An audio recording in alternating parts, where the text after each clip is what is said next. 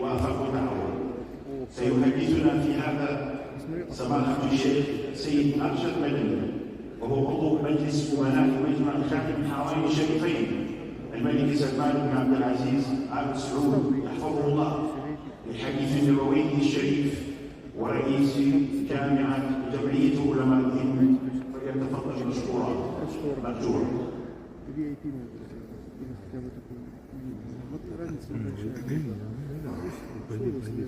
بسم الله الرحمن الرحيم.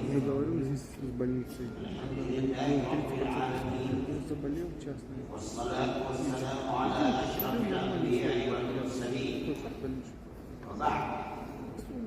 حضرات السادة الحضور، أولا أحمد الله تبارك وتعالى على أن وفقني للمشاركة والتحدث في هذه المبادرة التاريخية، وأشكر لمعالي الدكتور محمد عبد الكريم العيسى حفظه الله ورعاه، رئيس العام أمين عام رابطة العالم الإسلامي، وكذلك لرابطة العالم الإسلامي المنظمة لهذا الاجتماع العظيم الذي جاء استجابة للأوضاع الراهنة التي تمر بها الأمة الإسلامية بجميع طوائفها ومدارسها ومذاهبها. فإن الحوار أيها السادة كلمة جذابة ذات دلالات وأبعاد واسعة بناءة، وهو عن عنوان الروح ومسار الإنتاج ومعنى التفوق ولغة الحضارة، وركزت النصوص الشرعية على أهمية الحوار، فقد وردت كلمة الحوار في القرآن الكريم في سورتين وفي 3 آيات من سورة الكهف والمجادلة. والحوار الإسلامي موضوع حيوي يخلق في النفس النشوة والعنفوان، ويأخذ بيد المرء إلى جو الألفة والمحبة والسلام، وهو موضوع يجب بأن يتصدر جدول أعمال أي منتدى أو مؤتمر، وكل برنامج يأخذ على عاتقه فهم الإسلام كما يريد الإسلام أن يفهم به، لا كما يريده الذوق والهوى الشخصي المشهور برقم القبلية والعصبية والفكرية والمذهبية. والجهود الجبارة التي بذلتها وتبذلها المملكة العربية السعودية متمثلة في القيادة الرشيدة، قيادة خادم الحرمين الشريفين وولي عهده الأمين ومختلف مؤسساته الدينية، وعلى رأسها رابطة العالم الإسلامي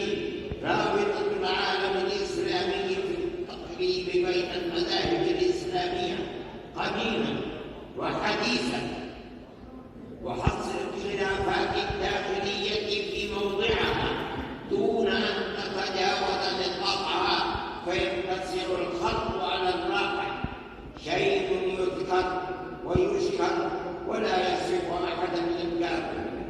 وفي الحديث عن آفاق الحوار الإسلامي لا بد من أن نشير إلى نقاط عديدة. أولا، يجب أن تهتم جميع الدول الإسلامية بتحقيق التقارب بين المذاهب الإسلامية، لا المملكة السعودية فقط.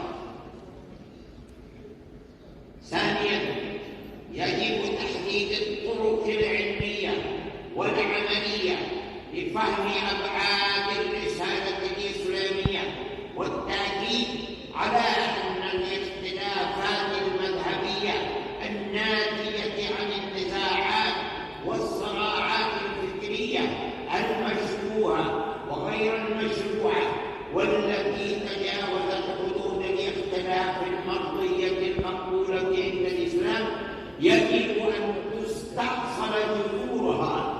حفاظا على اللحمة الإسلامية والتناول المذهبي بين الأطياف الإسلامية. ثالثا، السلوك بثقافة التقارب بين المذاهب الإسلامية والفقهية عند الناشئة المسلمة وتذويب النزاعات الجذرية ما استطاع إليه سبيلا. رابعا، حصر المسائل الاختلافية في نطاقها المحدد ودائرتها المعينة والرجوع بها إلى مصادرها الصحيحية بغرض إزالة أنواع الشكوك حول الاختلاف المذهبي. خامسا، العمل على تقليل الغلو والتعصب المذهبي حيث كان، وإعادة الاختلافات الفقهية إلى أصولها الإسلامية الصحيحة، وذلك لتتهيأ أرضية إسلامية صلبة للتبادل المعرفي.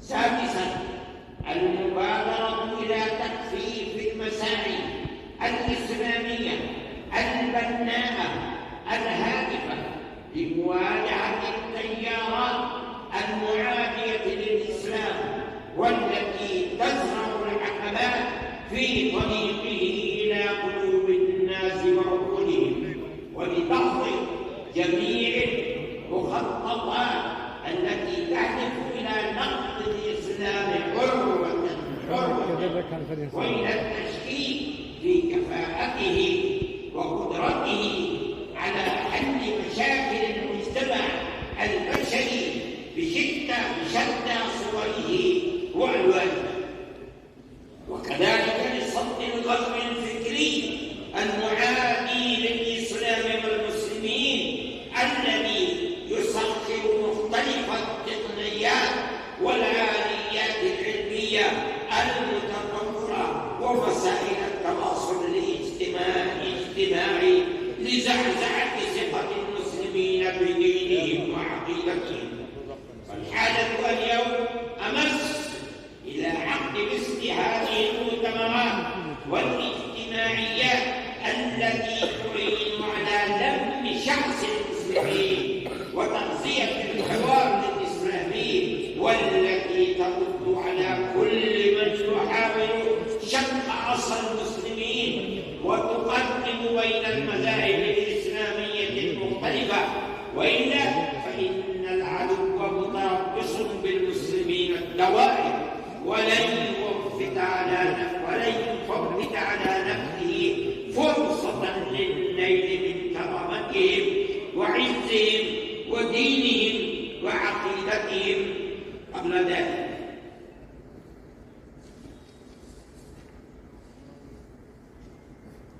وأعيد الشكر والتقدير للقائمين على هذا الاجتماع، ووفقنا الله جميعا لما فيه خير الإسلام والمسلمين. خير الكلام ما قل ودل ولم يقل خير الله. والسلام عليكم ورحمة الله وبركاته. ورحمة الله على هذه البلاغة والفصاحة اللتين تحسنان عليهما.